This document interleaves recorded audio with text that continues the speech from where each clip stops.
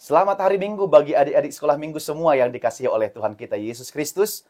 Hari ini kita bertemu kembali dalam ibadah minggu hari ini. Kita hendak mendengarkan firman Tuhan. Karena itu sebelumnya kita berdoa. Damai sejahtera Allah yang melampaui segala akal. Itulah yang memelihara hati dan pikiranmu dalam Kristus Yesus Tuhan kita. Amin. Baik, adik-adik sekolah minggu yang terkasih dalam nama Tuhan kita Yesus Kristus. Firman Tuhan bagi kita dalam ibadah minggu hari ini tertulis dalam kitab Mazmur pasal 133 ayat 1 sampai ayat yang ketiga. Mazmur 133 ayat 1 sampai ayat 3. Saya akan baca bagi kita semua demikian. Nyanyian ziarah Daud. Sungguh alangkah baiknya dan indahnya apabila saudara-saudara diam bersama dengan rukun. Seperti minyak yang baik di atas kepala, meleleh ke janggut, yang meleleh ke janggut Harun dan ke leher jubahnya. Seperti embun gunung Hermon yang turun ke atas gunung-gunung Sion. Sebab kesanalah Tuhan memerintahkan berkat, kehidupan untuk selama-lamanya. Demikian firman Tuhan. Baik, adik-adik sekolah minggu yang dikasihi oleh Tuhan kita Yesus Kristus, pasti kalian sudah sering mendengarkan lagu yang berjudul Rukun Cinta Satu Sama Lain. Boleh kita nyanyikan bersama-sama? Kalau ada yang belum tahu, ikuti setelah Amang menyanyikannya. Tapi kalau sudah ada yang tahu, kita boleh sama-sama menyanyikannya. Rukun cinta satu sama lain, itulah maunya Tuhan. Rendah hati serta ramah tamah, itulah maunya Tuhan. Tunjukkan, saksikan, Tuhan minta buktinya. Tunjukkan, saksikan, Tuhan minta buktinya. Nah, rukun cinta satu sama lain. Itulah maunya Tuhan. Jadi, adik-adik sekolah minggu yang dikasihi Tuhan Yesus Kristus, lagu itu menjelaskan untuk supaya kita hidup dengan rukun antara yang satu dengan yang lain. Rukun dengan kakak kita, abang kita, adik kita, mama papa kita, tetangga kita, teman sekolah kita, teman segereja kita, atau teman yang berbeda agama dengan kita, dengan siapapun dia. Kita harus bisa hidup dengan rukun. Karena katanya tadi, rukun cinta satu sama lain, itulah maunya Tuhan. Tuhan itu mau supaya kita hidup rukun, kita menjaga persaudaraan yang baik, kita hidup dengan tertib, kita hidup menghargai, menghormati orang lain. Ya, Tuhan mau supaya kita menunjukkan hidup yang rukun dengan sesama kita. Betul tidak adik-adik? Bisa hidup rukun dan damai dengan saudara-saudara kita, teman-teman kita, orang serumah kita, segereja kita, sesekolah kita, atau tetangga-tetangga samping rumah kita. Karena Tuhan bilang, tunjukkan, saksikan, Tuhan minta buktinya. Apa buktinya? Kalau kita hidup rukun. Kalau bertengkar-tengkar, selalu bertengkar, berarti belum hidup rukun. Belum hidup berdamai. Kalau mengejek-ejek antara yang satu dengan yang lain, berarti belum hidup rukun. Kalau masih membuli yang satu dengan yang lain, mencemooh yang satu dengan yang lain, itu belum hidup rukun. Tapi masih lebih mementingkan egonya sendiri. Lebih merasa dirinya paling benar ketimbang orang lain. Hidup rukun itu apa sih? Sebenarnya rukun itu apa? Rukun itu sama dengan baik dan damai. Atau rukun itu bisa kita jelaskan dengan tidak bertengkar. Yang bersaudara, yang bertetangga, keluarga, satu sekolah, satu gereja, bersatu hati. Jadi bersepakat, itu artinya dari rukun. Jadi hidup rukun itu adalah hidup baik, hidup damai, tidak harus tidak bertengkar dengan orang lain. Tapi hidup rukun dan berdamai. Kalau rukun dan damai, berarti banyak hal positif yang kita dapat. Apa salah satunya kalau hidup rukun dan damai? Hal positif yang kita dapat adalah teman kita menjadi banyak. Kita menjadi disenangi kawan-kawan. Kita selalu dicari kawan-kawan. Kita tidak dihindari oleh kawan-kawan. Dia akan mengajak kita bermain. Kita akan senang karena tidak ada yang membatasi kita dalam bermain. Baik karena apapun itu. Jadi banyak manfaatnya, kegunaannya, keuntungannya. Berbeda dengan kalau adik-adik hidupnya bertengkar. Maka banyak orang yang tidak suka denganmu. Kau datang, saat mau bermain mereka pergi. Ayo pergi yuk. Siapa tuh udah datang tuh? Tuh nakal, tuh jahat, tuh nggak boleh. Nggak usah kita kawani. Nah, jadi sebaiknya kalau adik-adik bertengkar, suka menjelek-jelekkan, suka mengejek, suka ribut, suka jahil, suka nakal, ya tidak akan bertemu dengan hidup damai dan rukun. Tidak akan berjumpa dengan hidup damai dan rukun.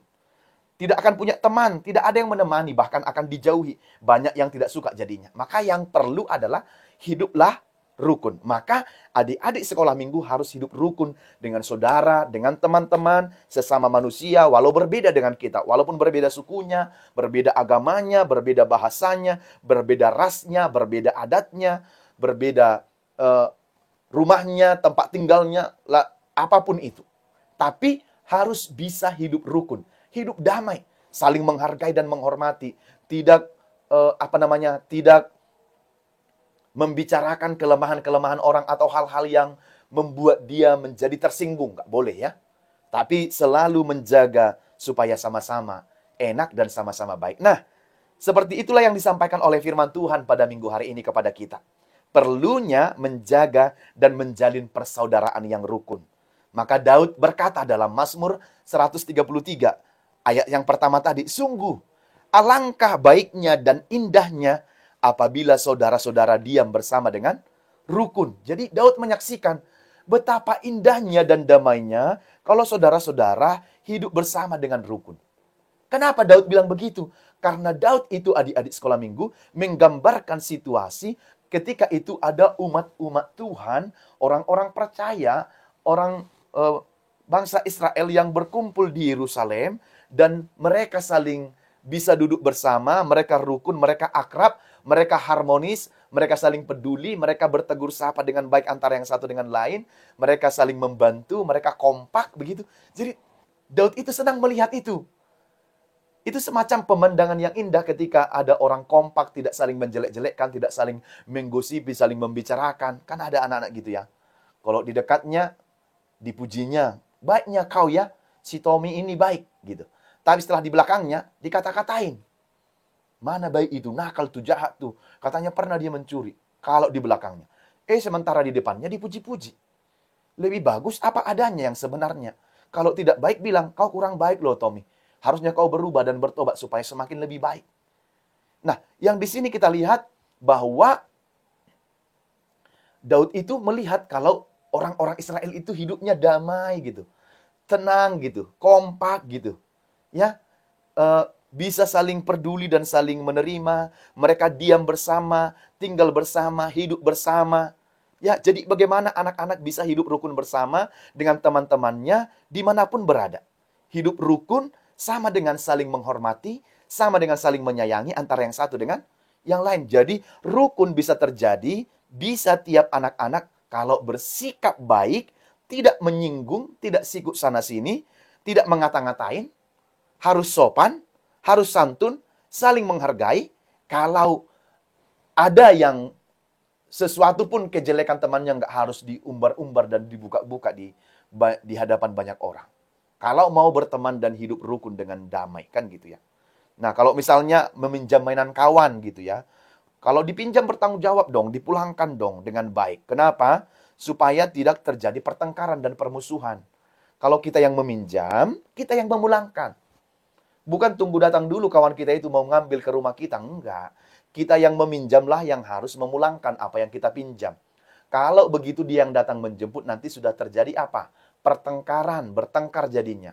Dasar taunya minjam aja, mulangkan nggak tahu. Bertengkar kan? Masih rukun nggak? Nggak lagi. Sudah saling membenci. Jadi kawannya lewat tuh, nakal tuh katanya. Lawannya, itu penjahat tuh. Pinjam aja taunya nggak tahu kembalikan. Udah gitu nggak dikembalikan, rusak pula katanya begitu ya. Nah, oleh karena itu, kalau kita hidup rukun tuh luar biasa. Harmonis, bahagia, senang, mengusahakan kebaikan. Hidup dalam rukun, datang ke rumah teman, diterima kita dengan baik. Datang ke rumah teman, shalom, apakah ada orang di rumah ini? Yo nak, silahkan masuk gitu. Pergi ke rumah kawannya juga disambut dengan baik, berarti hidup rukun kan? Nggak tiba-tiba kita datang ke rumah kawan kita masih mau masuk, kita sudah ditarik pintu, tak, ditutup buat begitu. Berarti ada yang salah kan? Ada yang tidak baik, ada yang sedang mengalami pergumulan, ada yang Ada masalah sebenarnya. Nah, jadi kerukunan itu diperlihatkan adik-adik seperti minyak dan embun. Kenapa seperti minyak dan embun? Maksudnya adalah minyak itu di ayat 2 kan, seperti minyak yang baik di atas kepala, meleleh ke janggut Harun dan ke leher jubahnya. Ada leher jubahnya. Seperti embun gunung Hermon yang turun ke atas gunung Sion. Jadi ada gunung Hermon turun ke gunung Sion. Sebab kesanalah Tuhan memerintahkan berkat kehidupan untuk selama-lamanya. Jadi dikatakan, kerukunan itu diperlihatkan seperti minyak dan embun. Kenapa? Maksudnya, minyak dipakai untuk mengurapi seorang yang hendak menjadi raja. Jadi, akan dituangkan minyak itu di atas kepalanya. Minyak itu dipakai untuk menyambut tamu kalau datang ke rumah. Setelah kakinya dicuci, maka akan diolesi, dibuat dengan minyak, dipakai dengan minyak untuk menyambut tamu kalau datang ke rumah. Lalu dibuat juga ke kepalanya. Jadi minyak itu lambang keramah tamahan tuan rumah kalau ada tamu yang datang ke rumahnya. Jadi jangan pula kalau datang tamu ke rumah, diketok, halo, Tina di rumah enggak? Gitu. Dibuka begitu, setelah, kau ya, ditutup begitu. Atau enggak dipersilahkan masuk. Dibiarkan berdiri begitu aja. Kenapa? Kapan kau pulang? Jam berapa kau pulang? Berarti enggak hidup damai dan tidak hidup damai dan rukun. Nah, oleh karena itu, orang yang ada di Israel itu seperti itu. Jadi, minyak itu diberikan sebagai lambang simbol dari keramah tamahan. Artinya, orang yang menyambut di rumah itu senang dengan orang yang datang itu. Berarti ramah kan? Diberikan teguran, sapaan kan? Shalom, selamat datang, selamat masuk ke rumah kami, silahkan duduk, saya buat minum ya. Begitu, berarti ramah. Damai gitu. Baru embun di Gunung Hermon itu, jadi setelah di Hermon itu di sebelahnya ada Gunung Sion, di Sion atau Yerusalem. Embun yang di Hermon itu biasanya banyak begitu, gumpalannya besar. Jadi karena pengaruh embun itu adik-adik akan membuat satu daerah itu menjadi lembab. Ketika daerah itu menjadi lembab, maka akan banyak tanaman dan tumbuh-tumbuhan yang hidup di sana. Maka di Hermon itu, embun itu sampai ke Sion, bahkan sampai ke Yerusalem. Di Yerusalem itu apa? Di situ bangsa Israel beribadah kepada Tuhan. Dan tempat orang-orang untuk menemukan, mencari, mendapatkan berkat dari Tuhan. Lewat beribadah mereka, berdoa mereka kepada Tuhan. Jadi, minyak dan embun itu adalah simbol dari berkat. Ya, simbol dari berkat. Ya, kebaikan Tuhan dalam kehidupan mereka. Dan keharmonisan, kerukunan. Maka hidup rukun, indah, dan damai. Hiduplah dengan sejahtera, hiduplah dengan damai, hiduplah dengan harmonis antara yang satu dengan yang lain. Punya persaudaraan yang rukun. Serikat persaudaraan, berdirilah teguh. Jadi mereka saling bersaudara, saling hidup damai. Tidak sikut-menyikut, tidak menjelek-jelekkan, mencemooh, memfitnah antara yang satu, tidak membuli yang satu dengan yang lain. Enggak. Anak-anak Tuhan mah enggak begitu. Anak-anak Tuhan itu hidup harmonis, hidup damai, hidup saling peduli, hidup saling rukun. Nah, apa yang mau disampaikan firman ini kepada adik-adik? Yang pertama adalah hiduplah rukun. Hidup rukun dan damai antara yang satu dengan yang lain. Jangan hidup egois. Ya, hidup itu harus peduli kepada orang lain. Karena Tuhan Yesus juga, dia kan peduli dengan kita. Kalau Yesus itu tidak peduli dengan kita, tidak mau hidup rukun dengan kita, kita tidak akan selamat dari dosa kita.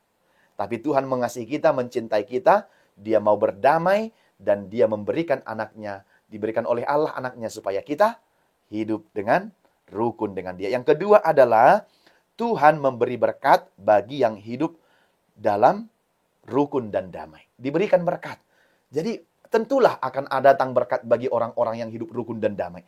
Namanya juga sudah hidup rukun dan damai kan? Mereka bekerja sama-sama saling menolong.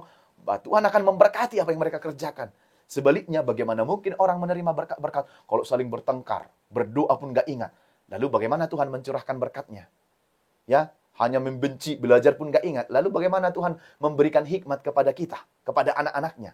Jadi kalau sudah hidup rukun, damai, tentram, tertib, maka Tuhan mencurahkan berkatnya. Ini anak, supaya kau berhikmat, pintar, dan bisa belajar dengan baik. Yang ketiga dan terakhir adalah saling jalin persaudaraan yang baik. Peliharalah persaudaraan, kita semua adalah saudara, hiduplah rukun, hiduplah damai. Tuhan senang melihat anak-anaknya yang hidup rukun, berdamai antara yang satu dengan yang lain. Dengan demikian, mereka melakukan banyak hal dan hidup mereka akan diberkati, dan Tuhan menjanjikan berkat-berkat yang banyak bagi anak-anak yang hidup rukun. Berkat apa itu? Berkat kesehatan, hikmat, kepintaran dalam sekolah, berkat panjang umur, berkat sukacita, dan berkat-berkat yang lain juga yang akan kita terima dari Tuhan.